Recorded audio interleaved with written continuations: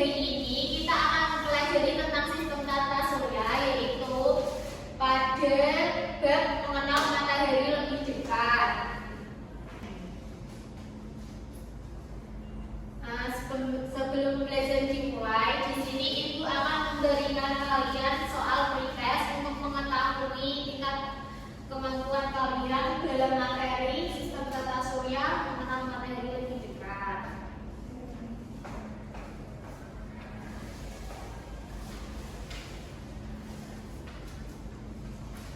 Yang basic kerjaan. Ibu kasih waktu 1 menit ya, 2 menit deh, nggak apa-apa. Mbak Mila, ayo mengerjakan dulu. Di sini istirahat.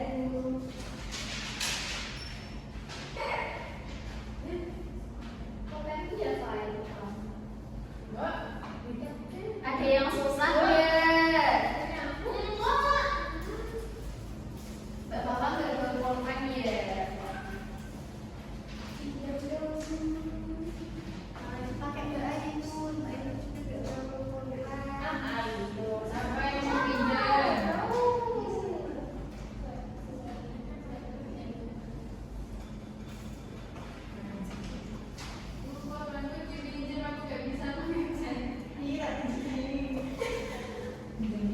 Ini kok pada nggak bawa pulpen itu gimana sih? Lupa. Masa ini sudah? Buru-buru. Lama sudah.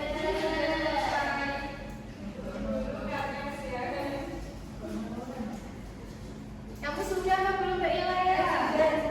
Mbak Ila? Sudah, Bu. Mbak Dia sudah.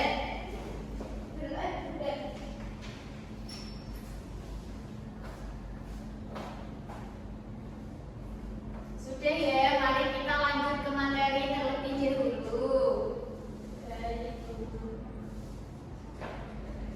Nah, tujuan pembelajaran pada pagi hari ini yaitu yang pertama, kita akan mempelajari tentang pengertian matahari, matahari sebagai pusat tata surya dan karakteristik matahari serta fungsi matahari bagi kehidupan. Pernahkah kalian membayangkan jika hidup tanpa adanya sinar matahari?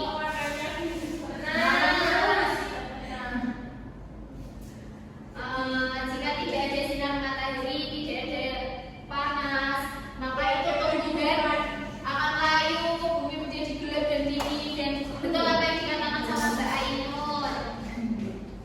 Kemudian, apa itu matahari?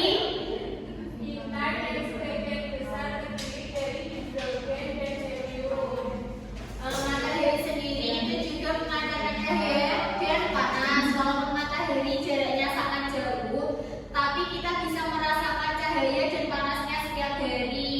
Kadang kan kalian kalau jalan-jalan terus siang hari ada matahari, mesti kalian bilang gini, kudus mataharinya ada 5. Padahal itu aslinya kan jarak kita sama matahari cukup jauh ya. Kemudian ada matahari sebagai pusat tata surya. Di sini matahari memiliki ukuran yang sangat besar dan menjadi peredaran planet-planet seperti halnya Bumi, Mars, Jupiter, dan Saturnus. Planet-planet tersebut mengelilingi orbitnya masing-masing. Tanpa matahari, tata surya tidak dapat tersusun secara teratur. Nah, kemudian di sini ada karakteristik matahari. Siapa yang mau membacakan? Ayo, Mbak Mila. Karakteristik matahari itu yang pertama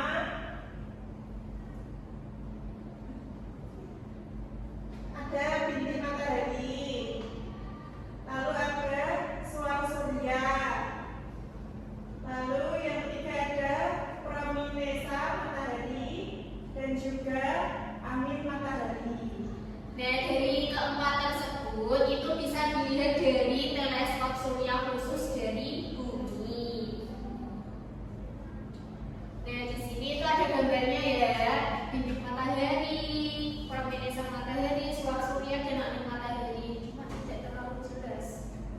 karena itu prop. Kemudian ada fungsi matahari bagi kehidupan di bumi. Apa fungsi matahari bagi kehidupan di bumi, anak-anak? Sebagai sumber cahaya, menjaga suhu internal banget, membantu proses fotosintesis dan sebagai sumber panas. Nah, betul sekali.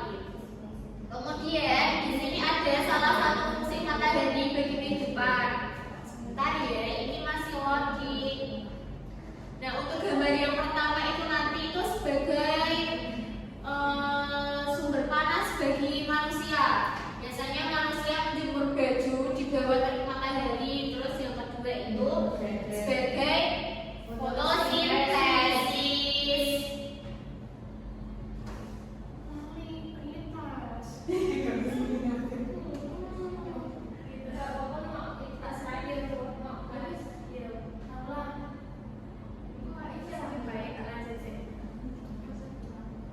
Kemudian bagaimana matahari menghangatkan bumi? Di sini itu sinar matahari ini membawa panas ke permukaan bumi. Cahaya yang berasal dari matahari membawa energi. Kemudian energi tersebut menjadi panas ketika menyentuh permukaan.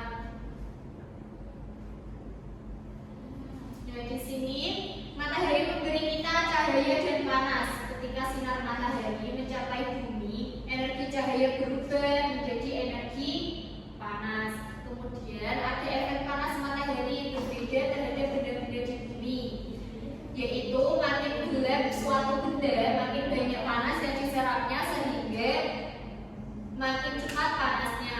Kemudian ada keduhan memberikan naungan dan perlindungan dari panas matahari. Keduhan memberi naungan dan perlindungan dari panasnya matahari. Masih kita skip saya.